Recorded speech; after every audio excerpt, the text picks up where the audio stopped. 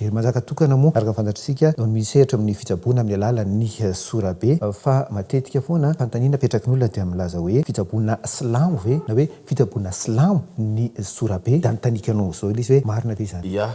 marina tokoa izay ary ataoko hoe betsaka ny faneho-kevitra izay aroson'ny olona rehefa miresaka an'izay hoe tontolon'ny SORABE izay ary eo ihany koa ny hoe miresaka ny ataoko hoe ny finoana silamo. Somary ivirena kely ny teo amin'ilay ataoko hoe lafin'ny lalam-pandrenana teo satria ao anatin'ny savaranon'ando ihany koa dia mbola nipetraka ao indray ilay ataoko hoe paragrafy faharongamba raha izay no malaza azy dia hoe manankina ny finoany amin'Andriamanitra andriana nahary ny Malagasy. Izay no voalaza ao fa saingy tsy voalaza hoe Andriamanitra andriana nahary le avy aiza le resahana, le Andriamanitra andriana nahary avy any Israely ve sa ilay Andriamanitra andriana nahary avy any amin'ny zareo Arabo ve sa avy amina firenena inona. Amin'ny mampandala fomba ny tena dia gasy ny tena ary gasy ray gasy reny velona teraka teto amin'ny tany gasy ary ho faty ihany koa eto amin'ny tany gasy. Noho izany rehefa hiresaka finoana na hiresaka fomba dia ny fomba gasy aloha no voalohany indrindra. Ka amiko raha ny fomba fijery dia